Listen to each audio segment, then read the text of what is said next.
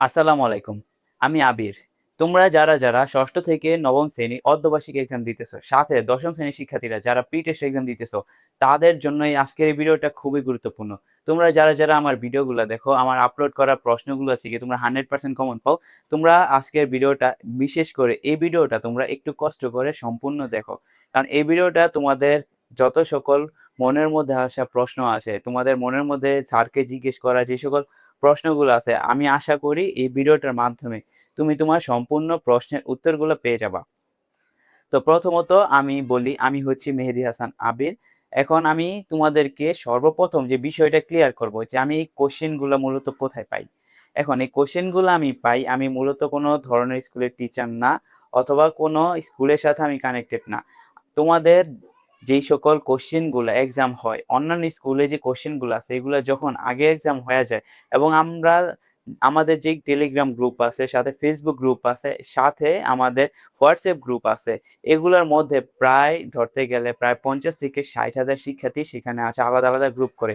তো পুরো বাংলাদেশ যদি আমি হিসাব করি, তখন মনে করো যে যদি মনে করো একটা স্কুলে আগে এক্সাম হয়, তোমাদের ধরো পরে এক্সাম হয়, তখন ক সেটের অথবা খ সেটের যে এক্সামই হোক না কেন, ওই কোশ্চেনটা যখন গ্রুপের মধ্যে আপলোড করে কেউ, তখন সেই কোশ্চেনটা আমার কাছে আসে এবং আমি সেটা আমাদের পেজে, ইউটিউব চ্যানেল এবং সব জায়গায় আপলোড করে দিই, যেন অন্যান্য যে শিক্ষার্থীরা আছে সেটা কোশ্চেনটি ইজিলিভাবে পেয়ে যায়। তো এখন তোমরা আমাকে বিভিন্ন ধরনের কোশ্চেনের কথা বলতেছো, লাইক আমি যদি তোমাদেরকে বলি, যেমন তোমরা আমাকে বলতেছো বিশেষ করে ক এবং খ সেট, এই দুইটা কোশ্চেন তো মাস্ট বি অনেক বেশি পোলাপাইন চাইতেছে।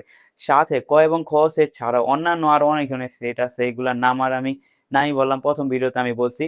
তো তোমাদের সাথে আমি একটা বিষয় ক্লিয়ার করি, বিশেষ করে যখন গ্রুপের এক্সাম গুলো আসে, গ্রুপ সাবজেক্টের যে এক্সাম গুলো চলে আসে তোমাদের, তখন থেকে তোমাদের সবচেয়ে বেশি ডিপ্রেশন যাওয়া শুরু হয়েছে যে স্যার আপনি কি আমাদের আর কোশ্চেন দিবেন না, আপনি কি আমাকে আর কোশ্চেন দিবেন না। এই কোশ্চেনটা তোমরা কেন করতেছো? দেখো আমি তোমাদেরকে একটা বিষয় ক্লিয়ার করে দিই। তো তোমরা বোর্ডের মধ্যে দেখতেই পাচ্ছ, আমি যখন তোমাদের নবম এবং দশম শ্রেণী, বিশেষ করে নবম এবং দশম শ্রেণী যারা গ্রুপ সাবজেক্ট এক্সাম গুলো দিতেছে, তাদের যদি আমি বলি, তোমাদের নবম এবং দশম শ্রেণীর শিক্ষার্থীরা, দেখো তোমাদের তিনটা বিভাগ। প্রথমত সায়েন্স, কমার্স এবং আর্টস। তোমাদের নবম দশম শ্রেণী কিন্তু তিনটা বিভাগ। আর দেখো তোমাদের নবম দশম শ্রেণী তিনটা বিভাগের ফিজিক্স আছে, যেমন সায়েন্সের যদি আমি হিসাব করি, সায়েন্সের physics, chemistry, biology, higher math. Okay, physics, chemistry, biology, higher math. তো তোমাদের সবার তো কোশ্চেন সেম না। তোমাদের সকলের কোশ্চেন যেহেতু সেম না, তোমাদের আলাদা আলাদা কোশ্চেন, এবং তোমাদের আলাদা আলাদা রুটিনে পরীক্ষা, হয়তো কোশ্চেন সেম কিন্তু রুটিন আলাদা। তো তোমাদের যখন এই যে দেখো এগুলো আলাদা আলাদা এক্সাম, তোমরা সকলে আমার থেকে 4টা সেটের এক্সামের কোশ্চেন চাইতেছো। আবার শুধু 4টেই না, তোমরা এ সেট, বি সেট মানে ক সেট, খ সেট, তোমরা সবগুলা কোশ্চেন এক সেটের চাইতেছো। সাথে শুধু সায়েন্সের না, কমার্সেরও কিন্তু 4টা সাবজেক্ট, যেমন অ্যাকাউন্টিং, বিজনেস, কৃষি শিক্ষা, তারপর হচ্ছে ফিনান্স ও ব্যাংকিং। তাদেরও কিন্তু 4টা সাবজেক্ট এবং বিভিন্ন মানুষের আলাদা আলাদা ভাবে এক্সাম। তো তোমরাও আমার কাছে ঠিক একইভাবে 4টা সাবজেক্টের প্রায় ক সেট, খ সেট সবগুলা চাইতেছো, মানে ক সেট, খ সেট একবারে সবগুলা তোমরা আমার কাছ থেকে চাইতেছো। তো এখন আমি তোমাদেরকে কিভাবে দিব এগুলা? তো আমি যতটুকু পারছি আপলোড করার চেষ্টা করছি, যতটুকু আমার কালেক্ট হয়েছে। আমি কিন্তু কম কোশ্চেন কিন্তু আপলোড করি, নবম দশম শ্রেণীর আমি অনেকগুলো কোশ্চেন আমার ইউটিউব, ফেসবুকের মধ্যে আপলোড করে দিচ্ছি, তোমরা কিন্তু দেখতেই পাচ্ছ। তারপর দেখো যারা আর্টসের যারা আছে, তারা ইতিহাস, ইকোনমিক্স, জিওগ্রাফি, সিভিক্স, তো এইগুলা বিশেষ করে আমি ক সেটের কোশ্চেনটা কিন্তু আপলোড দিছি, বিশেষ করে নবম শ্রেণীর ক সেটের ভূগোল কোশ্চেনটা আপলোড দিছি। কিন্তু তোমরা খ সেটের ভূগোল প্রশ্নের জন্য অতিরিক্ত করতেছো। এখন স্যারের কাছে যখন কোশ্চেন গুলো আসে, স্যার কি করে আপলোড করে দিই না। এখন স্যারের কাছে যেহেতু কোশ্চেনটা নাই, সেহেতু স্যার কি করতে পারতেছি না, আপলোড করতে পারতেছি না, এটা বুঝতে হইব। আর আমি এতগুলো কোশ্চেন, তোমরা যদি এগুলো হিসাব করে দেখো, আমি তোমাদের সাথে হিসাব করে রাখছি যেন তোমরা বুঝতে সুবিধা হয়।